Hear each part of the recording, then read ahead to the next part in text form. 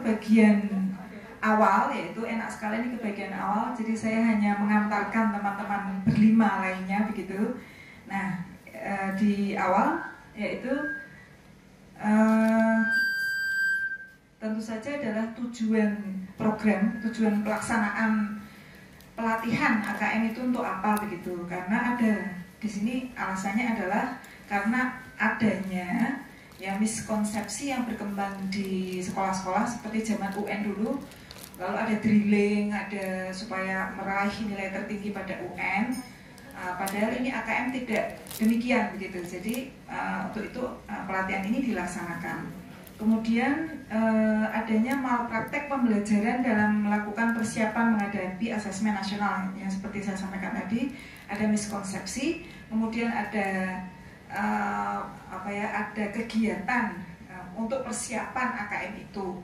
Kalau kegiatan itu berupa pembelajaran yang nanti mendorong mereka siswa itu berliterasi atau bernumerasi yang baik, itu oke. Artinya tetap kita pembelajaran seperti biasa memakai KD yang ada, lalu keterkaitan pada literasi dan numerasi. Tidak sebaliknya, jadi di drill soal-soal AKM, maka itu yang disebut dengan malpraktek. Kemudian yang ketiga adalah guru belum mengetahui cara membaca hasil asesmen nasional. Nanti akan dijelaskan pentingnya asesmen nasional itu, hasilnya itu impactnya atau akibatnya kepada sekolah itu apa gitu ya.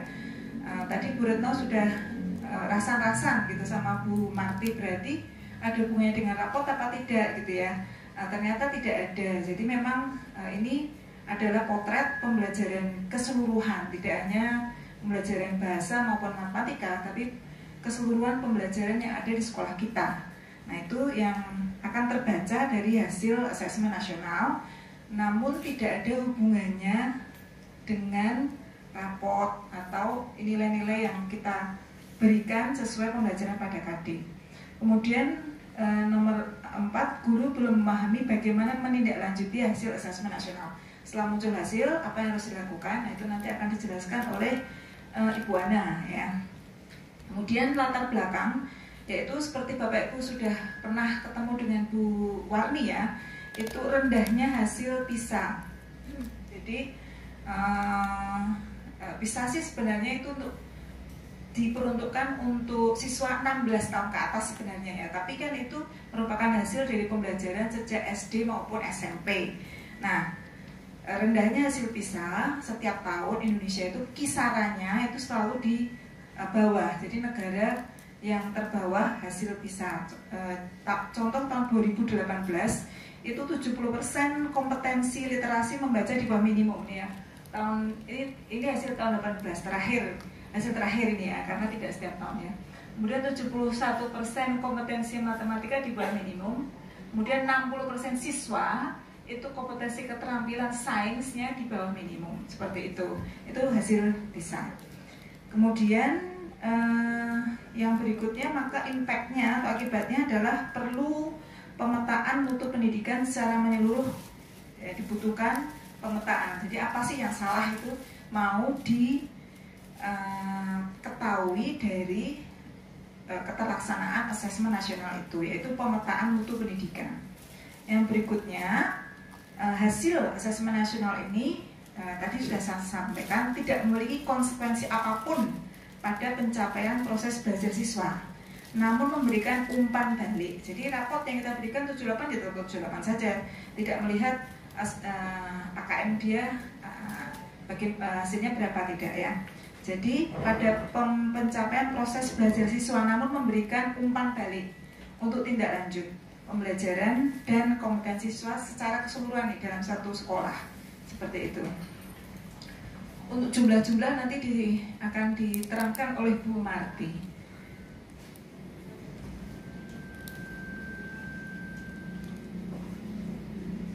Oke, lanjut ya Bapak Ibu. Pentingnya asesmen nasional, jadi ada istilah AN, ya, pentingnya asesmen nasional. Diharapkan siswa itu belajar di sekolah, gitu ya, tidak hanya pengetahuan saja, tapi nantinya dia itu cakap ya, cakap dalam bagaimana seorang itu harus belajar, nah itu, dan berinovasi. Kemudian kecakapan menggunakan teknologi informasi, maka kita didorong juga sebagai guru untuk selalu meningkatkan teknologi informasi, keterampilan teknologi informasi kita, karena siswa itu juga goalnya, endingnya itu mempunyai kecakapan hidup abad 21, salah satunya adalah menggunakan teknologi informasi. Kemudian kecakapan hidup untuk bekerja dan berkontribusi pada masyarakat. Ini sudah disampaikan Bapak Kepala Sekolah tadi pagi, harus ada 4C plus literasi tadi, itu endingnya siswa memang akhirnya mencapai atau memiliki kecakapan hidup di abad 21. Sebab kalau tidak punya maka dia akan ketinggalan, gitu ya. Seperti yang kita rasakan sekarang, yang teknologi informasinya kurang mumpuni, kita merasa kok apa ya ini ya, kok mau akses ini akses itu agak kesulitan. Nah, nanti siswa diharapkan karena ke depan teknologi informasi semakin meningkat, siswa diharapkan mampu untuk menyesuaikan dirinya pada kondisi tersebut. Kemudian yang berikutnya, selain kecakapan hidup tadi, siswa juga karena hidup di Indonesia yang berbagai bangsa, gitu ya, itu siswa mempunyai profil sebagai seorang pelajar Pancasila. Bapak Ibu, ini materi semua diambil dari materi pelatihan AKM. Nanti kalau Bapak Ibu ikut angkatan berikutnya, ya isinya sama, gitu ya. Oke, yang pertama beriman dan bertakwa kepada Tuhan Yang Maha Esa, kemudian punya kemandirian, gitu ya, bernalar kritis, nah di mana-mana critical thinking, gitu ya, 4C tadi ya, kemudian kreatif, bergotong royong, kemudian berkebinekaan global. Ini sangat penting karena siswa kita di sini, contohnya ya saat di sekolah kita itu dari berbagai latar belakang sosial dan latar belakang agama, mungkin suku, meskipun tidak berbeda banyak ya, tapi nanti mereka akan siap untuk terjun di Indonesia dengan berbagai suku yang ada di Indonesia. Oke, kemudian yang berikutnya adalah dengan demikian kesimpulannya tadi dari yang kita sebutkan itu kompetensi siswa diharapkan ada 2, punya kecakapan hidup abad 21, kemudian punya profil sebagai pelajar Pancasila. Nah, itu akan diukur, gitu ya Bapak Ibu, itu akan diukur melalui asesmen nasional yang terdiri dari 3. Yang pertama AKM, ini mengukur kognitifnya, jadi mengukur kognitif siswa AKM, gitu ya Bapak Ibu, itu yang terdiri dari literasi dan numerasi, itu ada di situ di AKM itu Bapak Ibu. Kemudian survei karakter, nanti berupa angket juga ya, survei karakter siswa. Kemudian survei lingkungan belajar, apakah lingkungan belajar di SMP 8 itu mendukung siswa untuk mencapai AKM yang baik, karakter yang baik atau tidak, itu nanti ada angketnya di situ Bapak Ibu. Oke, Bapak Ibu, saya mengantarkan ini untuk berikutnya nanti selama kira-kira 1 jam ke depan, Bapak Ibu akan bersama dengan Bapak Budi Hartanto yang ganteng dan imut itu. Bapak Ibu akan belajar konsep asesmen nasional untuk peningkatan kualitas pembelajaran. Kemudian yang berikutnya dengan Ibu Sumarti, teknis pelaksanaan asesmen nasional. Nanti akan diterangkan berapa jumlahnya, kapan gitu ya. Kemudian berikutnya adalah literasi. Ini jagoannya literasi itu adalah Bu Sum. Nanti akan diterangkan oleh Bu Sum. Bu Sum tidak bisa lepas dari Pak Sum. Jadi fotonya berdua. Kemudian yang berikutnya untuk numerasi nanti akan disampaikan oleh Ibu Yulin, ya. Kemudian yang berikutnya tindak lanjutnya setelah asesmen terjadi, apa yang harus dilakukan oleh sekolah itu akan disampaikan oleh Bu Ana.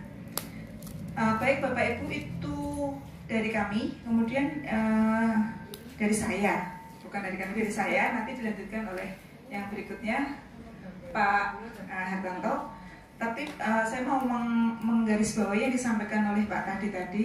Setiap Senin, kalau bisa ya Pak ya, itu ada ya formal ataupun informal, itu ada berbagi ilmu, baik formal seperti ini maupun informal seperti yang terjadi disampaikan oleh Mbak Kiki dan teman-teman. Nah, itu kalau bisa memang bisa terjadi itu Bapak Ibu. Siapapun yang ikut pelatihan bisa disampaikan ke kami sehingga kita bisa range nanti Senin kapan gitu, Senin mungkin ini, mungkin berikutnya atau 2 minggu lagi kita ketemu seperti ini. Baik, dan ini kegiatan saya tadi sudah minta untuk diupload Mbak Farah Pak di web kita. Baik Bapak Ibu, demikian dari saya. Kita lanjutkan ke Bapak Budi Hartanto. Warahmatullahi wabarakatuh. Waalaikumsalam warahmatullahi wabarakatuh. Salam sejahtera bagi kita bersama. Yang terhormat Bapak Sutadi selaku Kepala SMP Negeri 8 Semarang. Yang saya hormati Bapak dan Ibu guru, rekan sejawat. Pada kesempatan ini saya mohon izin pertama kepada senior-senior saya untuk tidak menyampaikan istilahnya saya hanya karena pengimbasan ini sharing dengan panjenengan karena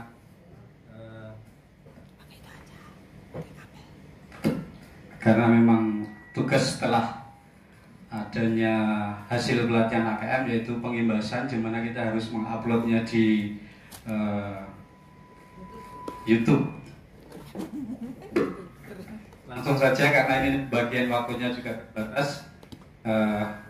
Pada kesempatan ini saya akan menyampaikan tentang konsep asesmen nasional, di mana tadi sudah dijelaskan oleh beliau Ibu Nur Zaida tentang orientasinya, dan bisa kita tarik kesimpulan asesmen nasional itu pengertian atau penyebarannya bagaimana, yaitu asesmen nasional adalah, saya langsung baca saja karena ini hanya sharing, program penilaian terhadap mutu setiap sekolah, madrasah, dan program kesetaraan pada jenjang dasar dan menengah, dan mutu satuan pendidikan dinilai berdasarkan hasil belajar siswa yang mendasar, diantaranya literasi, numerasi, dan karakter.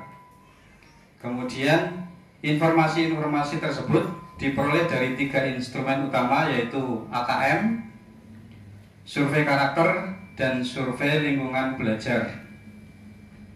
Jadi AKM itu salah satu unsurnya dari asesmen nasional yang tujuannya mengukur kompetensi mendasar, yaitu literasi dan numerasi. Kemudian survei karakter mengukur sikap, nilai, keyakinan, dan kebiasaan yang mencerminkan karakter siswa. Kemudian yang ketiga, survei lingkungan belajar, yaitu untuk mengukur kualitas berbagai aspek input dan proses belajar mengajar di kelas maupun di tingkat sekolah.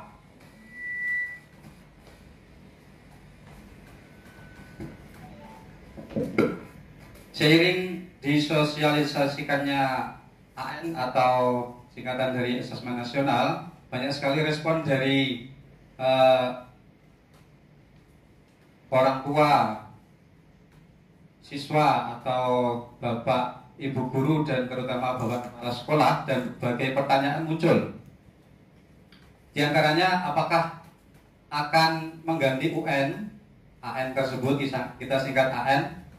Kemudian ada juga pertanyaan, tanpa UN bukankah siswa kurang termotivasi untuk belajar? Pertanyaan lainnya mungkin, apakah berarti pelajaran selain bahasa dan matematika tidak penting? Karena tadi yang disebutkan salah satunya adalah literasi dan numerasi saja yang diukur. Kemudian tanpa UN, bagaimana mengukur ketercapaian standar nasional pendidikan? Itu beberapa pertanyaan yang mungkin mewakili kekurangpahaman terhadap asesmen nasional. Nah, untuk menghindari pertanyaan-pertanyaan yang belum terjawab tersebut, diperlukan pemahaman yang utuh dan menyeluruh. Saya kira sependapat. Berikut adalah tujuan dan manfaat asesmen nasional. Secara garis besar, tujuan asesmen nasional adalah untuk meningkatkan mutu pendidikan. Dan penjabarannya antara lain adalah AN atau asesmen nasional menghasilkan informasi untuk memantau perkembangan mutu dari waktu ke waktu. Dan yang kedua, untuk memantau kesenjangan antar bagian di dalam sistem pendidikan. Yang kedua, tujuannya adalah untuk menunjukkan apa yang seharusnya menjadi tujuan utama sekolah, yaitu pengembangan kompetensi dan karakter siswa. Yang ketiga, AN bertujuan untuk memberi gambaran tentang karakteristik esensial sebuah sekolah yang efektif untuk mencapai tujuan utama yang tersebut di atas tadi. Kemudian yang keempat adalah diharapkan dengan asesmen nasional ini nanti mampu memberikan manfaat, bukan sekedar nilai belaka. Bukan sekedar nilai belaka. Jadi manfaat tujuan yang berikutnya adalah sebagai peta awal mutu sistem pendidikan secara nasional. Sedangkan dari manfaat asesmen nasional, kita lihat diagram grafis tersebut. Ini yang pertama, manfaatnya adalah untuk sebagai potret kualitas pembelajaran, baik di sekolah atau di daerah. Kemudian yang kedua, sebagai umpan balik peningkatan kualitas pembelajaran di sekolah atau daerah. Yang ketiga, sebagai dasar penyusunan program peningkatan kualitas pembelajaran di sekolah atau daerah. Secara jangka panjang, AN memberi kesempatan sekaligus menuntut guru dan sekolah untuk memperbaiki kualitas pengajarannya, untuk menciptakan siswa yang lebih kompeten. Hal ini bisa terlihat dari penekanannya, yaitu lebih fokus pada penilaian literasi membaca dan numerasi.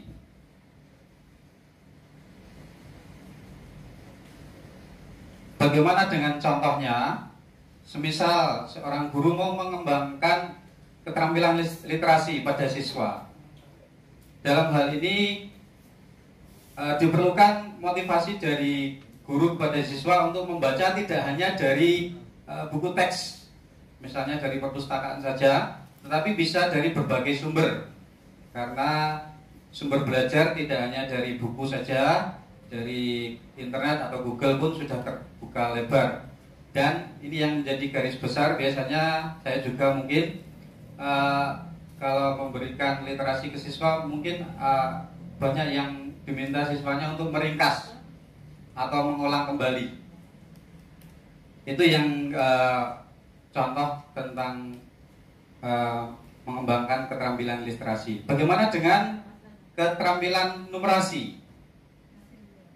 Pada keterampilan ini, guru perlu memastikan siswanya memiliki intuisi angka atau number sense dan pemahaman aritmatika dasar sejak dini. Tidak hanya pada menghafal rumus semata.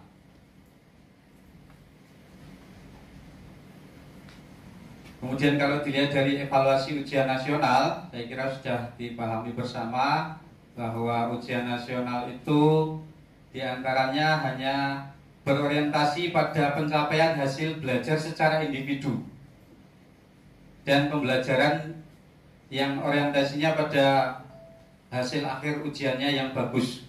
Kemudian yang kedua, butir-butir soal UN hanya mengukur kemampuan kognitif siswa sehingga input dan proses pembelajaran kurang dan tidak tergambarkan dengan baik. Yang ketiga, UN kurang dapat dimanfaatkan guru untuk memperbaiki pembelajaran pada subjek siswa yang sama. Karena kalau setelah lulus anaknya tidak bisa dipanggil lagi untuk memperbaiki nilainya. Kemudian yang keempat, UN kurang optimal sebagai alat untuk mengevaluasi mutu pendidikan secara nasional. Hal ini disebabkan UN diterapkan di akhir jenjang pendidikan lebih sebagai assessment of learning yang mengukur capaian akhir, bukan sebagai assessment for learning.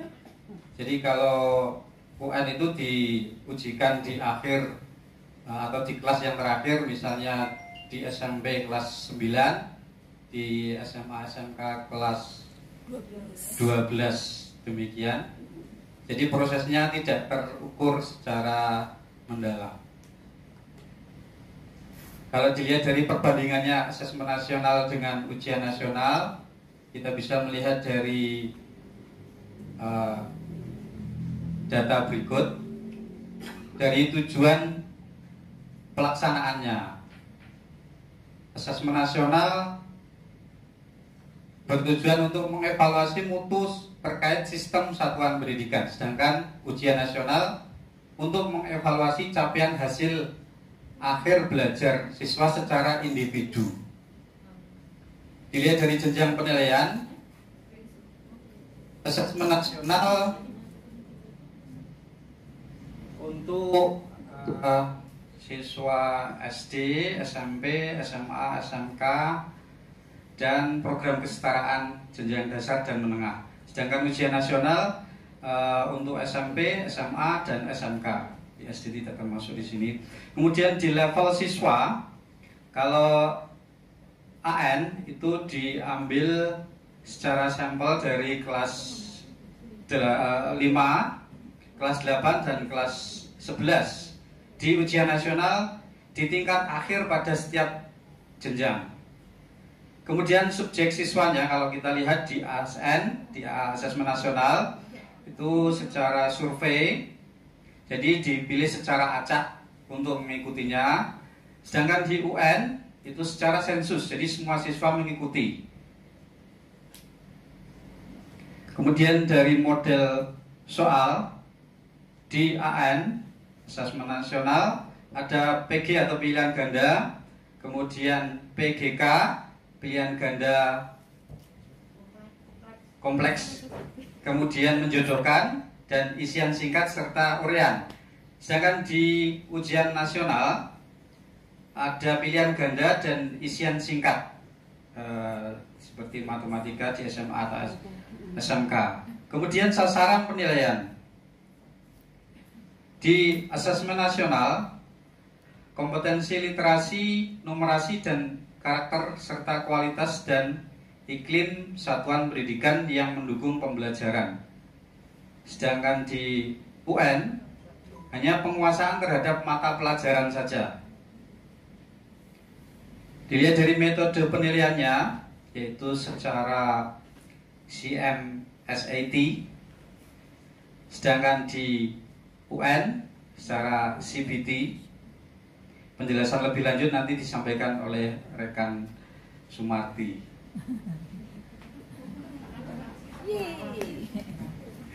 Ya. Kita selingi dengan pertanyaan, menurut Anda apakah asesmen nasional merupakan pengganti ujian nasional? Tidak, benar sekali ya. Asesmen nasional bukan pengganti ujian nasional. Selain secara teknis pelaksanaannya, cakupan asesmen nasional berbeda jika dibandingkan dengan ujian nasional. Asesmen nasional lebih memberi gambaran yang utuh dan luas mengenai mutu pendidikan, bukan hanya secara kognitif, namun juga karakter dan iklim belajar. Ya, saya kira sesi saya sudah cukup. Selamat, Anda sudah masuk di topik 1, sudah selesai. Saya tutup dengan Pak Gri memakai kopiah, Pak Ali hobinya memelihara puyuh. Billahi taufiq wal hidayah. Wassalamualaikum warahmatullahi wabarakatuh.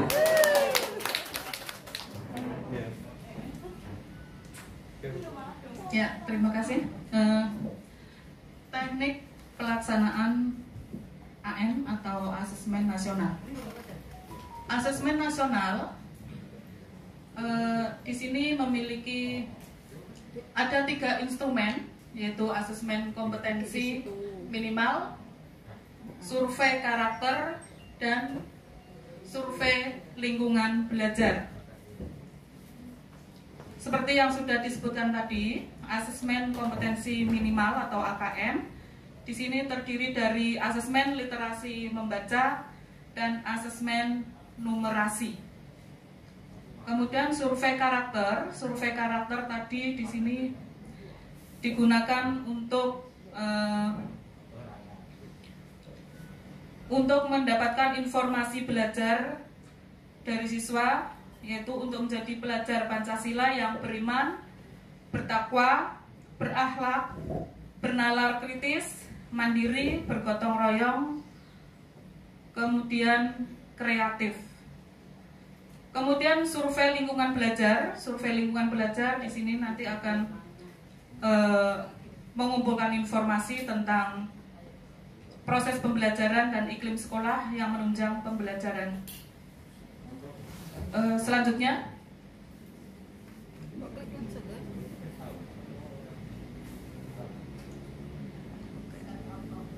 bentuk soal dalam AKM ya di sini ada pilihan ganda kompleks, menjodohkan, isian singkat dan uraian. Ya. Pilihan ganda itu di sini yang pilihan ganda siswa hanya dapat memilih satu jawaban yang benar dalam soal tersebut. Kemudian pilihan ganda kompleks, siswa dapat memilih lebih dari satu jawaban benar dalam satu soal. Biasanya pilihan ganda yang ini pilihannya itu yang menggunakan kotak-kotak. Sedangkan yang hanya pilihan ganda itu biasanya yang bentuknya lingkaran, hanya satu yang bisa dijawab. Sedangkan yang pilihan ganda kompleks itu lebih dari satu, bisa lebih dari satu pilihan jawaban. Kemudian menjodohkan, siswa menjawab dengan benar dengan cara menarik garis dari satu titik ke titik lainnya yang merupakan pasangan pertanyaan dengan jawabannya. Kemudian isian singkat, siswa dapat menjawab berupa bilangan kata untuk menyebutkan nama benda, tempat, atau jawaban pasti lainnya. Kemudian uraian, siswa menjawab soal berupa kalimat-kalimat untuk menjelaskan jawabannya. Nah, di sini berbeda dengan ujian nasional. Ujian nasional itu hanya ada pilihan ganda. Kemudian peserta AKM. Peserta AKM itu seluruh satuan pendidikan dari SD, SMP, sampai dengan SMA atau SMK. Tidak semua murid pemilihan sampel secara acak. Kriterianya itu di sini tadi sudah disebutkan, seluruh satuan pendidikan, tidak semua murid pemilihan sampel secara acak diambil dari kelas tengah, yaitu kelas 5, 8, dan 11, bukan kelas akhir. Setiap peserta mengerjakan tes literasi membaca, tes literasi numerasi, survei karakter, dan survei lingkungan belajar. Nah, ini nanti untuk Bapak Ibu guru hanya mengerjakan yang survei lingkungan belajar. Untuk semua siswa mengerjakan yang literasi, numerasi, karakter, dan survei lingkungan belajar. Dan jumlah siswa, untuk siswa yang ikut dalam AKM ini, nanti pesertanya diambil acak tadi. Untuk SD itu jumlahnya Persatuan Pendidikan itu 30 siswa, untuk SMP 45, juga SMA dan SMK itu juga 45. Jadi tidak semua siswa ikut dalam AKM ini. Jadwal pelaksanaan di sini saya tidak menyebutkan jadwal pelaksanaan hari atau tanggalnya, tapi saya menyebut di sini menampilkan waktunya, waktu mengerjakannya. Di sini untuk SD atau MI tidak usah saya baca, tapi untuk SMP atau MTS itu sama dengan SMA, SMK atau MA, yaitu tes literasi waktunya 90 menit, numerasi ini di hari pertama ya, karena ada 2 hari. Hari pertama tes literasi 90 menit, survei karakter 30 menit. Kemudian hari kedua tes numerasi 90 menit, survei lingkungan belajar 30 menit.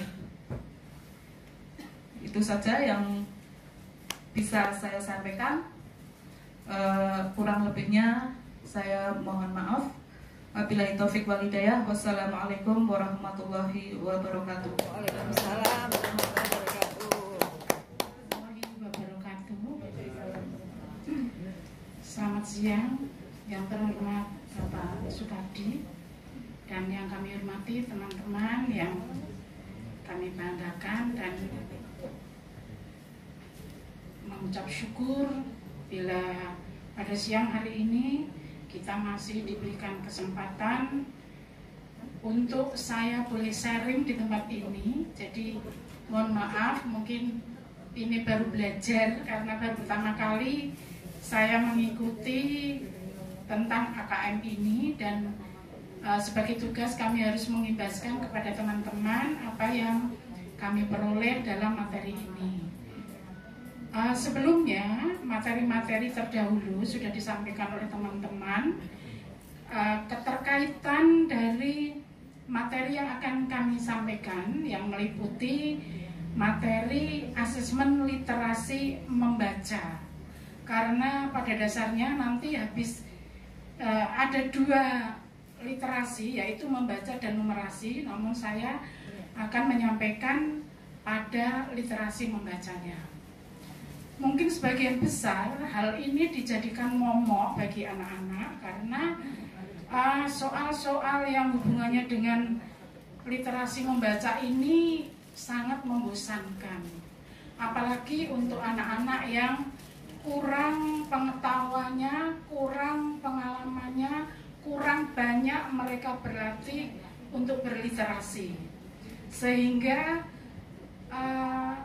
sebaiknya tidak jemu-jemunya kita sebagai guru khususnya bahasa Indonesia untuk tetap menggerakkan gerakan literasi ini untuk melatih anak membaca setiap harinya.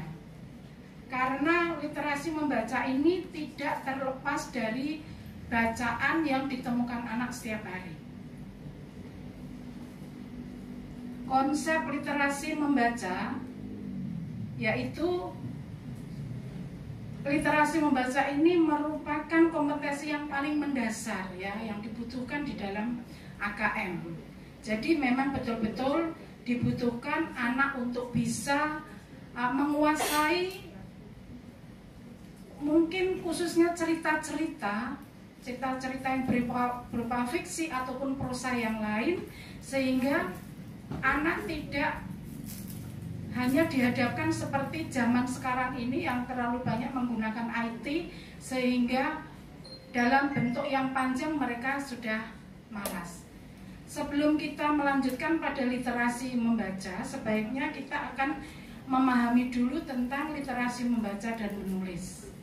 Di sini disebutkan bahwa literasi baca dan tulis yaitu pengetahuan dan kecakapan untuk membaca, menulis, mencari, menelusuri, mengolah, dan memahami informasi untuk menganalisis, menanggapi, dan menggunakan teks tertulis untuk mencapai tujuan, mengembangkan pemahaman dan potensi.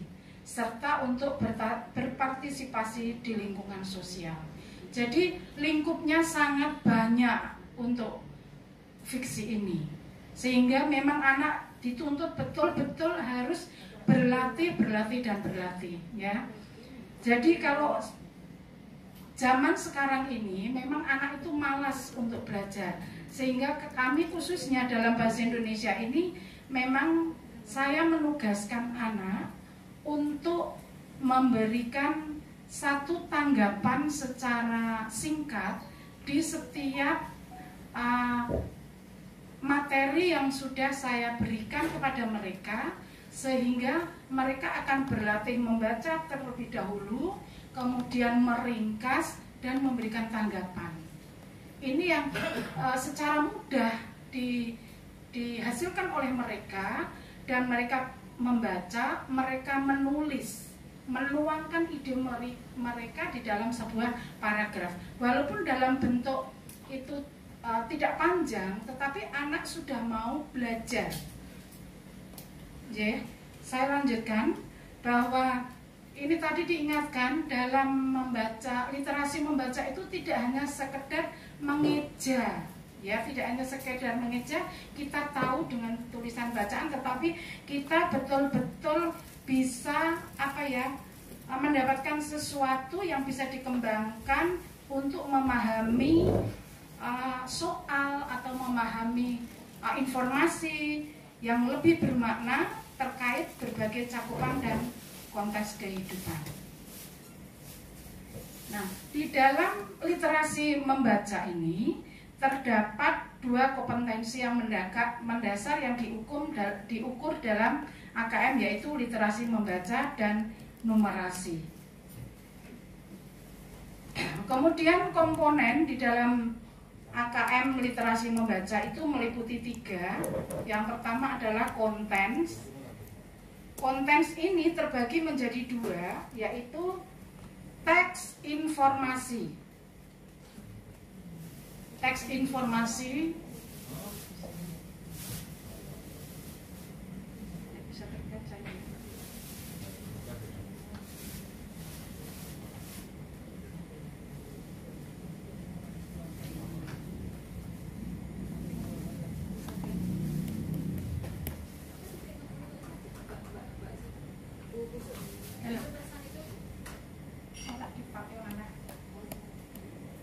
Yaitu teks informasi, teks yang bertujuan untuk memberikan fakta, data, dan informasi dalam rangka mengembangkan wawasan serta ilmu pengetahuan yang bersifat ilmiah.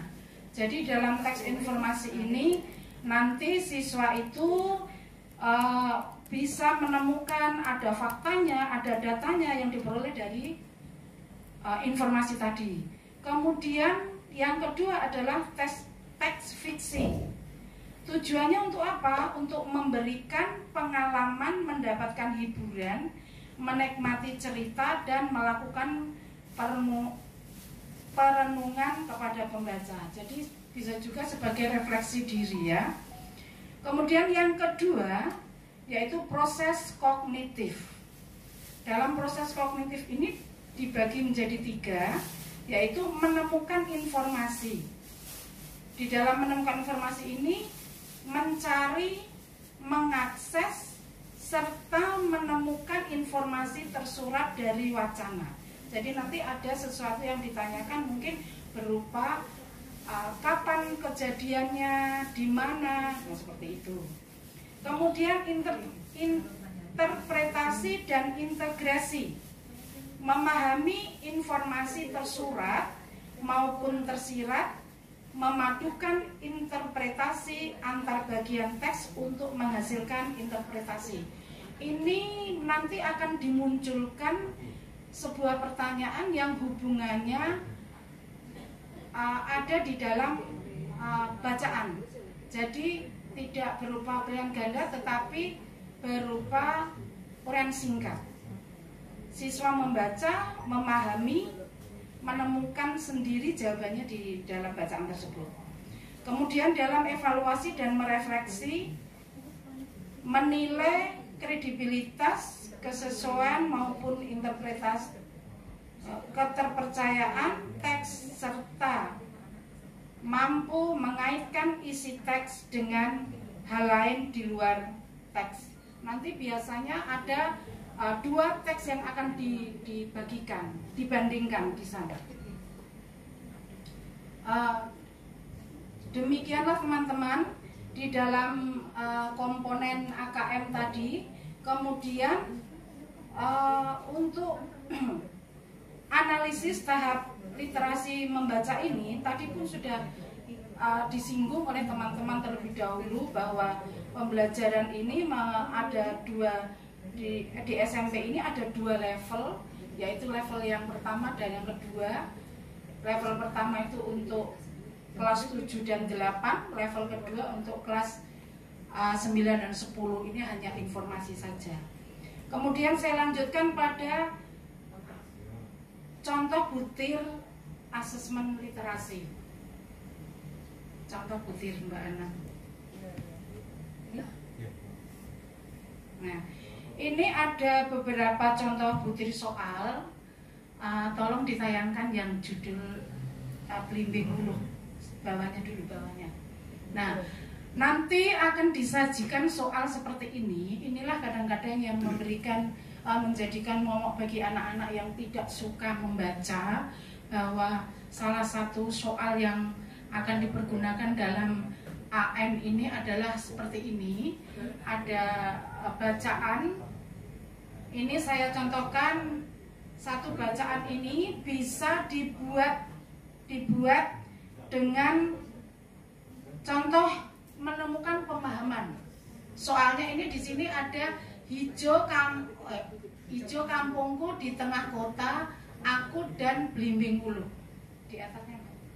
Nah, soalnya ada soal, yaitu di sini di tahap pemahaman, yaitu menemukan informasi tersurat pada teks sastra atau teks informasi. Nah, ini diberikan teks sastra ya.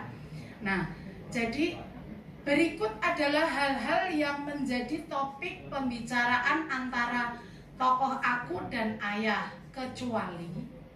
Nah, memang soal ini kelihatannya gampang, mudah. Tetapi kalau anak ini tidak mau konsentrasi tinggi pemahaman ini, dan biasanya ini saya berikan contoh yang mudah karena hanya pilihan satu. Karena dalam soal AM ini ada dua pilihan lebih dari satu. Jadi ini soal dengan pilihan satu, hanya milih satu. Tapi ada juga yang nanti soalnya materinya bacaannya seperti ini, tetapi ada dibuat soal yang jawabannya dua. Mungkin bisa juga saya katakan begini, dalam pelaku dalam teks tersebut, diantaranya saya akan menyebutkan banyak pelaku, dan karena di sini ada bapak, ada aku, sehingga dia punya dua jawaban. Itu contoh yang mudah. Nah, untuk kelas yang levelnya lebih tinggi, hanya tingkatnya ditinggikan lagi, tingkat kognitifnya di tingkatnya lebih tinggi. Mungkin dari bacaannya lebih panjang, atau alurnya bukan hanya satu, dua alur bisa. Ya gitu. Lanjut Mbak Ana. Ada juga contoh yang berikutnya pada sebuah dialog drama. Dialog drama yang ketiga. Nah, itu pemahaman. Nanti ya mohon maaf, memang ini sebenarnya berkutat hanya pada soal latihan bacaan yang panjang, dan anak harus menyikapi soal penuh dengan konsentrasi. Karena kalau di dalam menyikapi soal seperti ini, kalau tidak konsentrasi, itu pasti jawabannya akan melenceng. Makanya seperti banyak orang mengatakan, Bu, bahasa Indonesia itu kelihatannya gampang kok ternyata susah ya. Karena apa? Karena anak-anak itu delenger gitu loh, ceroboh. Nah, kalau dia cara membacanya itu memang betul-betul, jadi ya dia bisa memahami dengan baik ya. Jadi kira-kira ini contoh-contoh soal yang dalam bentuk literasi membaca yang saya sampaikan, semoga menambah sedikit saja untuk teman-teman supaya juga bisa berbagi ilmu. Nanti kalau kurang paham atau bagaimana bisa kita sharingkan lebih lanjut. Saya kira cukup sekian. Terima kasih.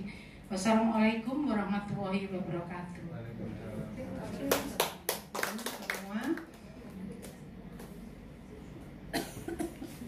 Mari kita belajar bersama-sama. Saya melanjutkan dari presentasi yang terdahulu. Sekarang sampai pada tahap untuk asesmen numerasi pada tingkat SMP.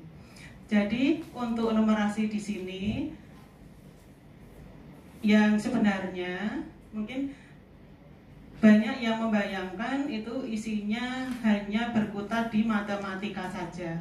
Tapi sebenarnya pada AKM ini baik yang numerasi maupun literasi itu adalah perpaduan dari semua mata pelajaran. Karena AKM ini merupakan gambaran dari seluruh lingkup di sebuah sekolah yang melibatkan ada dari kepala sekolah, guru, juga siswa. Demikian. Jadi di sini untuk numerasi pada SMP, yang pertama kita kenal dulu untuk komponen numerasi ini meliputi 3 hal, yaitu konten, proses kognitif, dan konteks. Mari Bapak Ibu untuk mempersingkat, kita langsung mulai saja untuk yang konten. Jadi untuk konten pada numerasi ini meliputi 4 kelompok, yaitu kelompok bilangan, pengukuran, data dan ketidakpastian, serta aljabar. Untuk bilangan di sini meliputi untuk bilangan bulat, cacah, kemudian ada pecahan biasa serta pecahan desimal. Juga tentang sifat urutan serta operasinya. Kemudian untuk pengukuran dan geometri di sini menyangkut tentang pengukuran untuk luas, volume, ya, bangun ruang. Misalnya nanti soalnya bisa berupa untuk pembangunan rumah itu diperlukan luas berapa, kalau kebutuhannya kamar sekian, kamar mandi sekian, dan seterusnya. Kemudian untuk data ketidakpastian ini menyangkut peluang. Jadi seperti yang mungkin untuk Bapak Ibu guru matematika sangat paham, ya. Jadi untuk peluang tentang dadu dikocok dan sebagainya itu ada peluang berapa sekian persen. Kemudian yang keempat untuk aljabar di sini isinya persamaan dan pertidaksamaan. Demikian. Jadi ada 4 kelompok pada konten numerasi. Kemudian untuk kognitif ini meliputi 3 level, yaitu pemahaman, penerapan, serta penalaran. Ya, Bapak Ibu. Jadi untuk AKM sini ada 3. Jadi pemahaman, memahami fakta prosedur tentang matematika.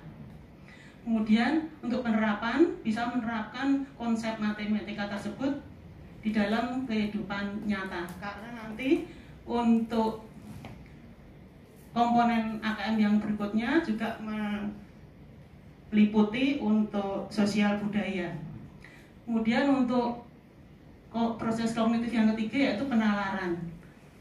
Jadi dengan konsep matematika untuk menyelesaikan suatu masalah yang bersifat non-rutin, jadi yang bukan hal biasa.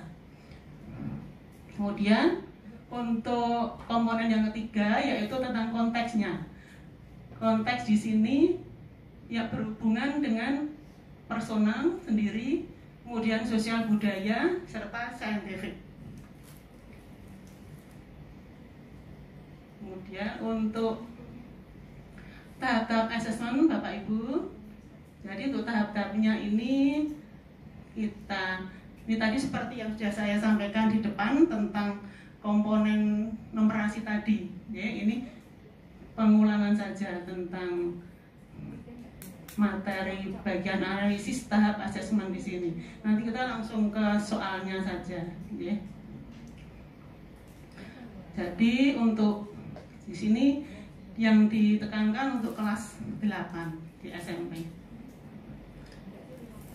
Seperti tadi sudah disampaikan pada pengimbas terdahulu yaitu Bu Sumarti, bahwa bentuk soal pada AKM itu ada pilihan ganda kompleks, kemudian isian, menjodohkan, dan uraian. Di sini untuk yang pilihan ganda, ya.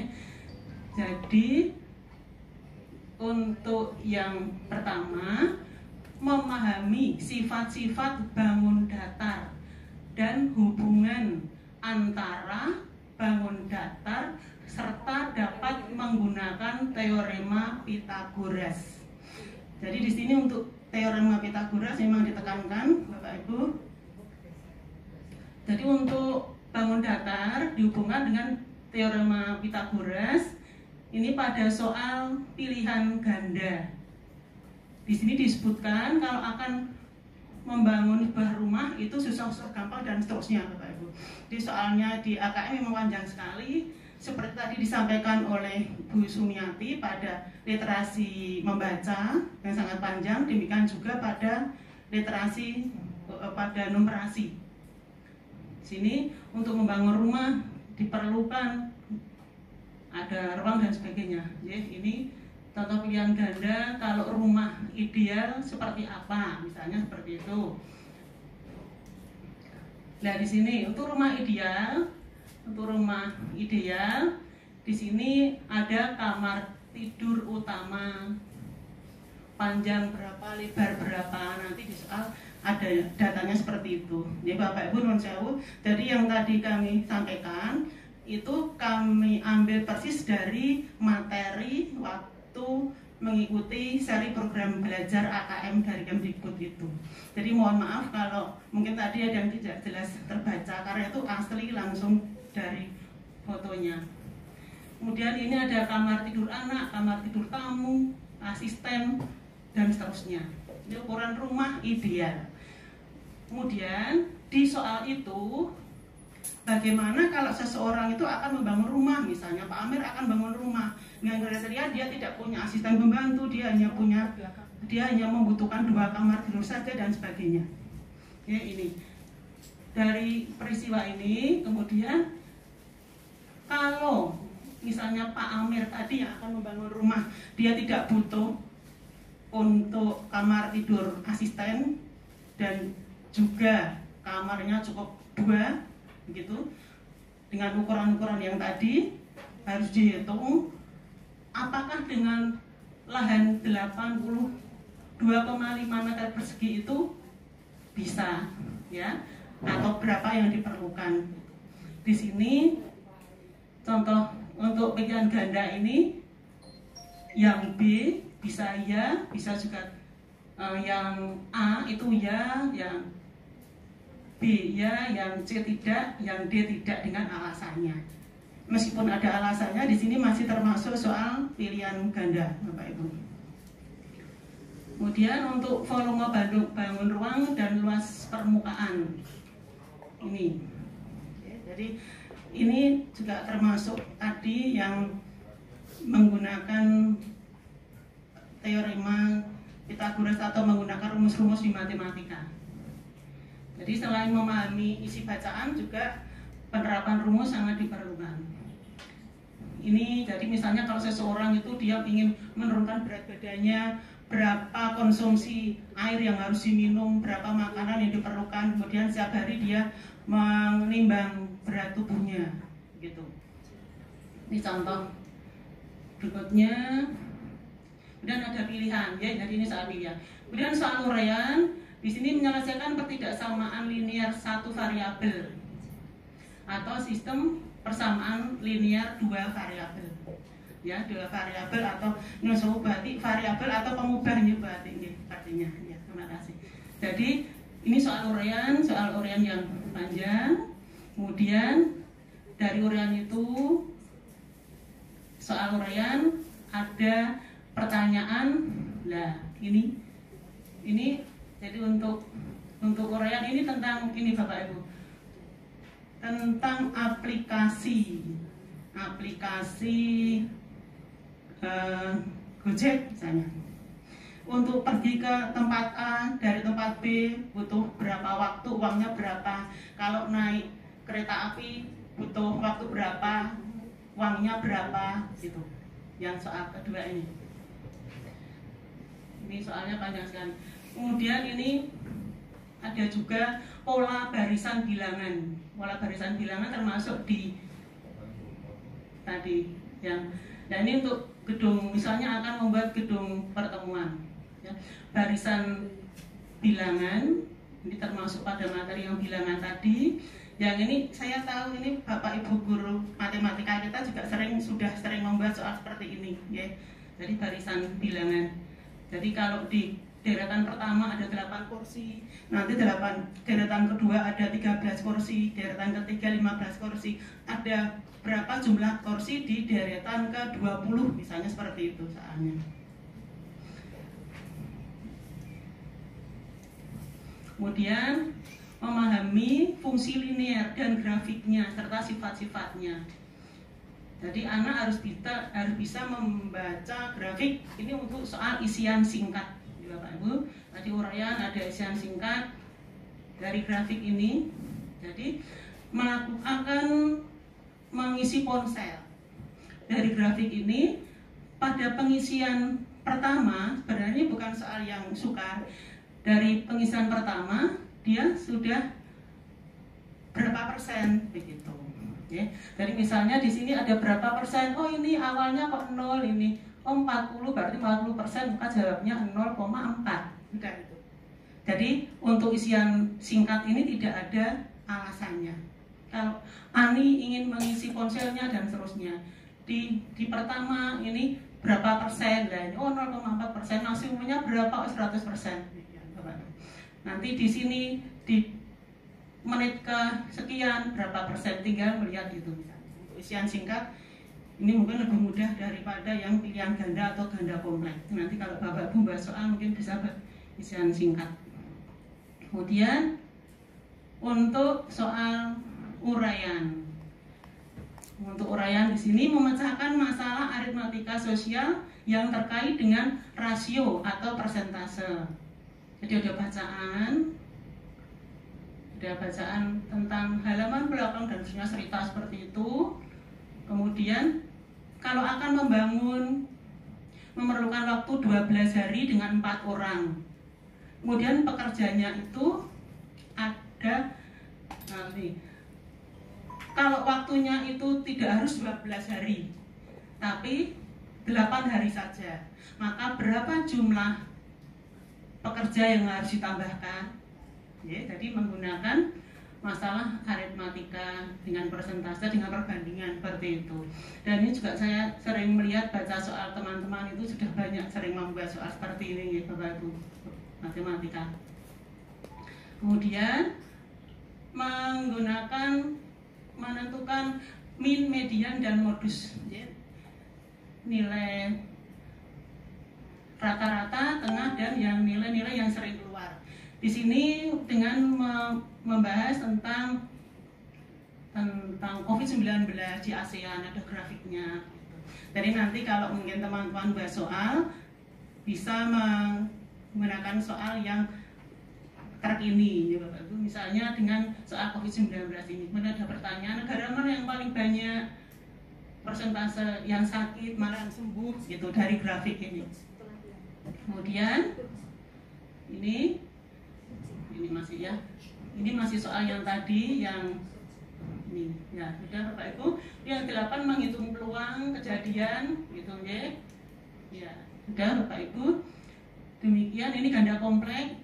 Ini yang terakhir ya. Untuk ganda kompleks ini bukan kita milih berapa. Kalau ada pilihan 1, 2, 3, 4 kita milih 3 atau tidak, tapi benar salah ya. Mana yang benar dan mana yang salah begitu untuk KKM di sini. Ini Bapak Ibu.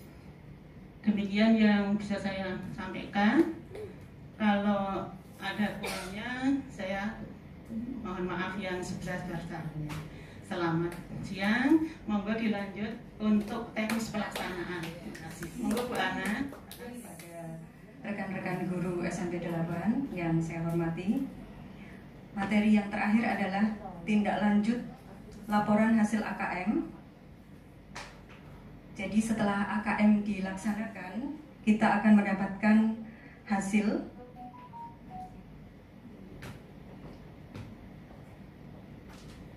AKM ini. Dari hasil AKM kita mendapatkan informasi tingkat kompetensi literasi dan numerasi siswa. Info tersebut digunakan guru untuk menentukan strategi pembelajaran. Nah, kemudian strategi pembelajaran kita yang sebelumnya masih konvensional, diharapkan praktek pembelajarannya berubah dari pembelajaran yang pada mulanya berbasis konten menjadi ke berbasis kompetensi. Jadi hasil AKM, dari hasil AKM kita mendapatkan informasi tingkat kompetensi siswa kita, literasi dan numerasinya. Kemudian itu digunakan oleh guru, umpan balik digunakan untuk info untuk kita supaya kita memperbaiki praktek pembelajaran kita yang tadinya berbasis konten tanpa kita sadari menjadi berbasis kompetensi. Nah, nanti di sini kita akan belajar tingkat kompetensi. Tingkat penguasaan kompetensi literasi dan numerasi ada 4. Kelompok yang paling level terendah yaitu siswa yang perlu intervensi khusus.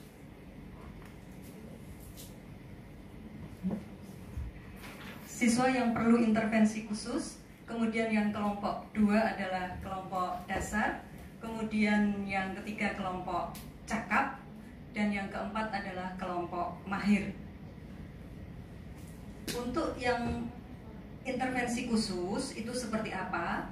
Pada numerasi, untuk yang intervensi khusus ini, siswa ini belum mampu memahami teks yang eksplisit yang nampak dalam kalimat tersebut, dalam teks tersebut nampak, bahkan siswa ini tidak mampu memahami. Nah, siswa yang kategori perlu intervensi khusus ini belum mampu memahami teks yang eksplisit. Kemudian level di atasnya adalah level dasar. Kelompok ini, siswa ini sudah mampu memahami teks yang eksplisit tadi, dan bisa menarik kesimpulan yang sederhana. Kemudian untuk kategori di atasnya, level di atasnya adalah tingkat yang cakap. Ini sudah mampu memahami konteks yang implisit di dalam teks tersebut dan bisa membuat simpulan dari mengintegrasikan beberapa informasi. Nah, yang level paling tinggi adalah mahir. Siswa kelompok mahir ini mampu mengintegrasikan beberapa informasi, bahkan lintas ilmu, teks dan seterusnya. Dia mampu mengevaluasi, kemudian bahkan bersikap refleksi dari teks yang dibaca. Itu kelompok mahir. Untuk tahap kompetensi literasi, yang level paling bawah adalah perlu intervensi, level di atasnya adalah tingkat dasar, lebih tinggi lagi cakap, paling tinggi adalah kelompok mahir. Kemudian untuk yang numerasi sama, teks yang untuk perlu intervensi itu dia hanya mampu kemampuan matematika paling dasar. Kemudian untuk yang kelompok dasar sudah memiliki kemampuan matematika yang dasar dan perhitungan yang sederhana.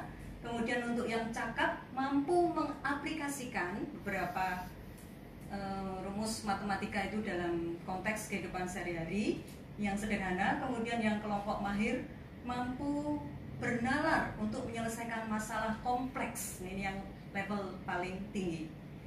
Berikutnya,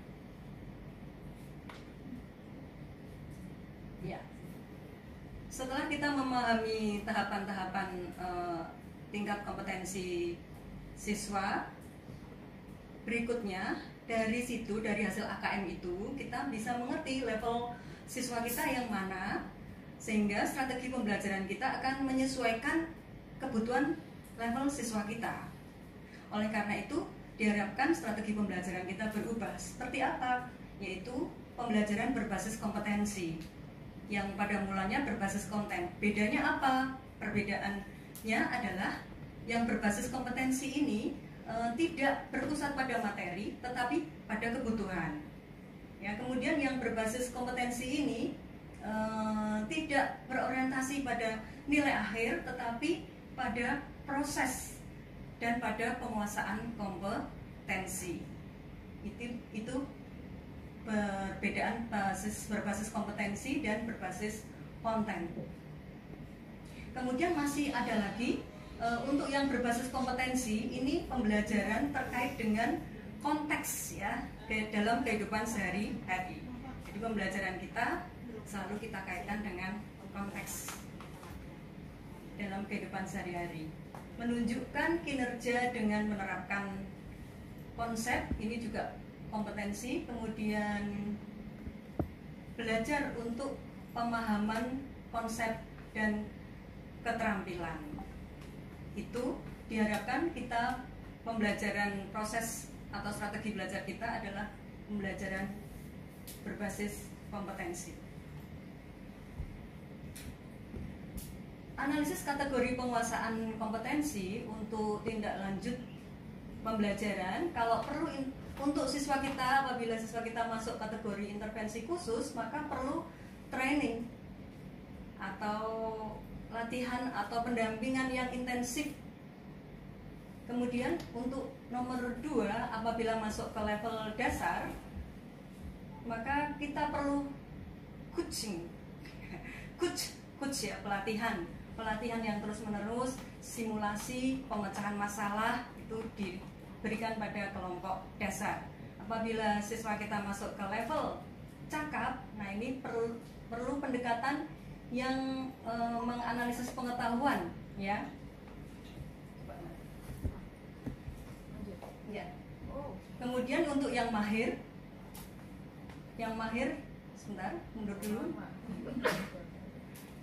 Untuk yang kelompok mahir, pendekatannya sudah pernah kita lakukan dulu semacam tutor sebaya. Jadi anak-anak ini sudah bisa menjadi tutor bagi teman-temannya. Sebab kalau tidak, maka dia akan menjadi bosan. Dia diberi kepercayaan lebih untuk menjadi tutor sebaya.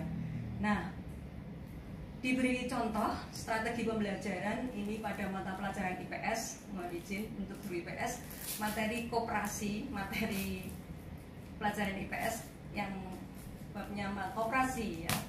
Kalau untuk siswa yang intervensi khusus, ya dia perlu pendampingan khusus, perlu ditambah pembelajaran yang audio visual.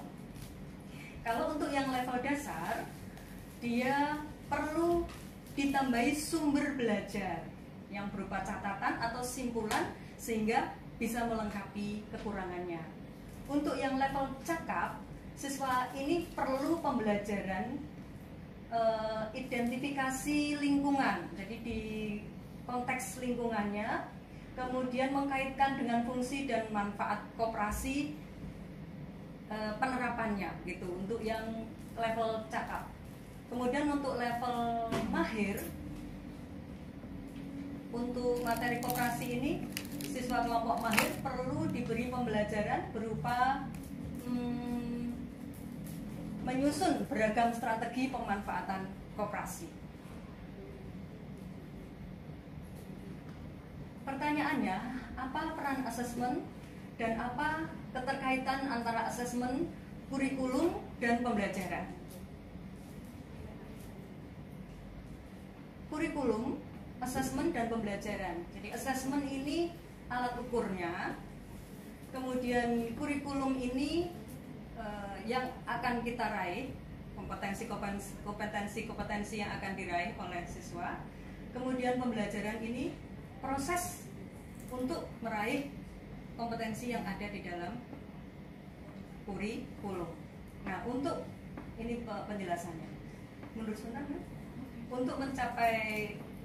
untuk mengukur seberapa jauh kompetensi yang sudah kita raih, maka kita memerlukan assessment.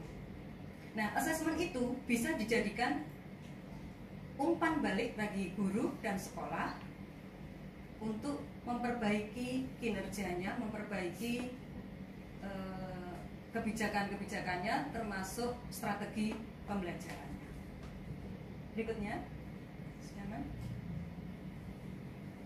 Langsung. Nah, itu tadi di akhir kita melakukan diklat AKM ini, setiap kursus itu ada semacam kuis, benar atau salah, Ibu Bapak, ada 10 soal.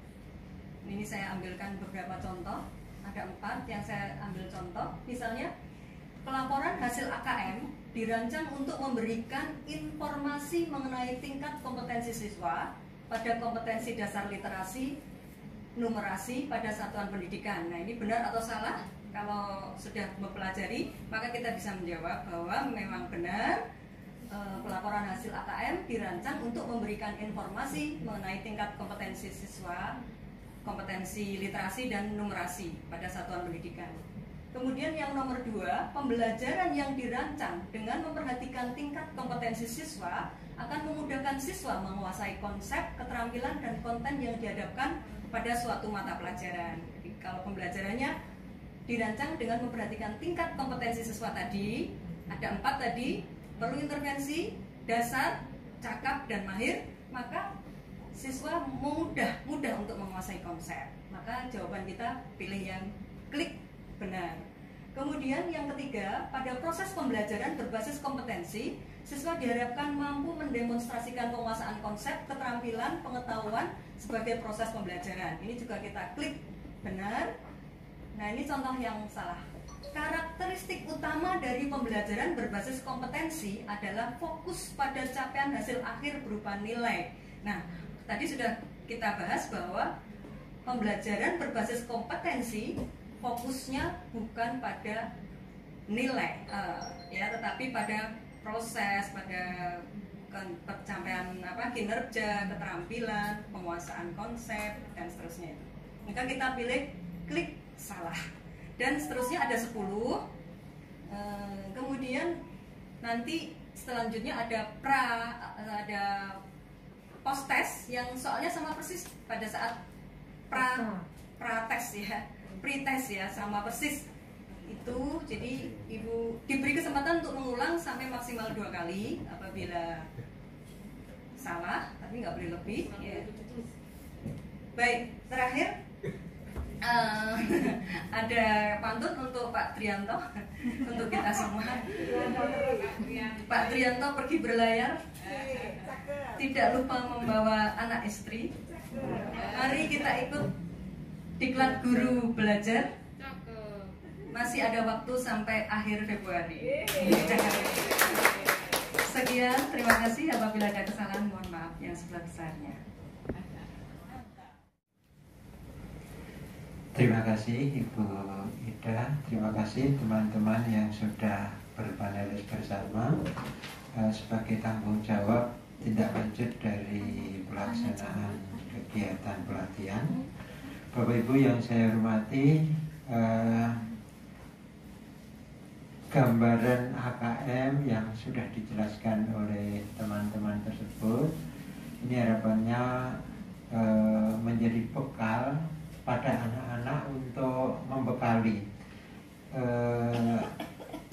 konsep-konsep atau gambaran pola, atau ada bentuk soal, kemudian wujud wacana dan sebagainya. Itu harapannya sedikit demi sedikit itu Bapak Ibu terapkan dalam pembelajaran untuk mapel apa saja, meskipun bukan kelompok literasi maupun numerasi.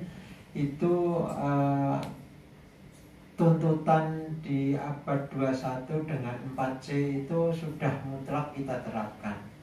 Sehingga kalau dalam rangka akreditasi untuk RPP yang 1920, Bapak Ibu saya minta untuk mengadakan, artinya untuk di disisipkan literasinya, disisipkan komunikasinya dan sebagainya, itu kedepannya ini sudah menjadi bagian yang include. Jadi tidak perlu ini sesuatu yang baru lagi, tetapi ini sudah tuntutan mutlak pada panjenengan.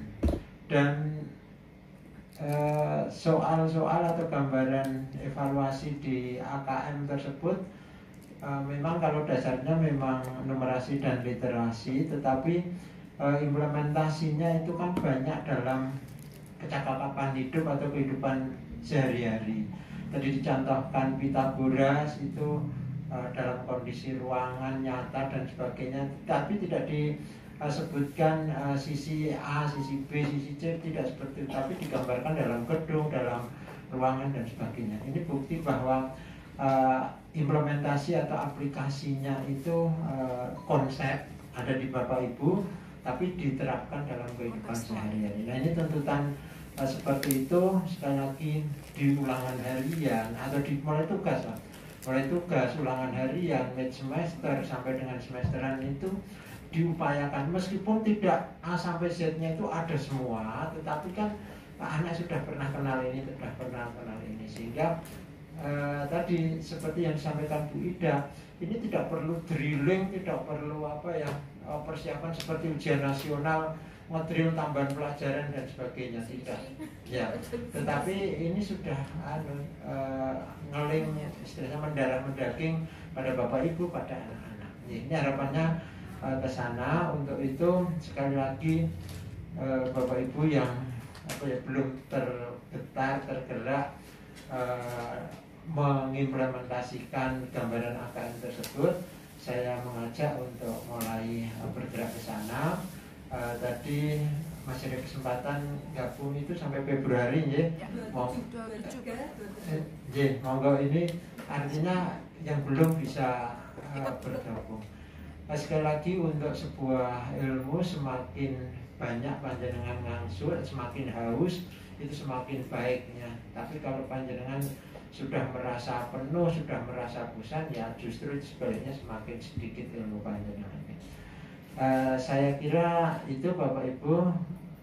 Bu Yulin masih ada tambahan pesan? Untuk teman-teman, jadi untuk kita mengikuti AKM ini, yang pertama kita mendapat satu nilai 1 waktu kita mengikuti BIMTEK, dan nanti untuk pengindasan ini kita mendapat nilai 1. Jadi juga untuk nanti kalau ada pelatihan di yang lainnya juga demikian. Seperti dulu waktu COVID-19 kami berempat mengikuti juga nilainya seperti itu. Jadi mau Bapak Ibu mengikuti lebih baik. Ini penyemangat, ini dampak, monggo Bu. Intinya semuanya banyak manfaatnya dari aspek yang disampaikan Bu Yulin, dari keilmuannya, kemudian ke anak juga dampaknya bermanfaat ya. Terima kasih Bapak Ibu. Ini kebetulan sudah mulai presensi ya, jam 2. Saya akhiri, billahi taufiq wal hidayah. Assalamualaikum warahmatullahi wabarakatuh.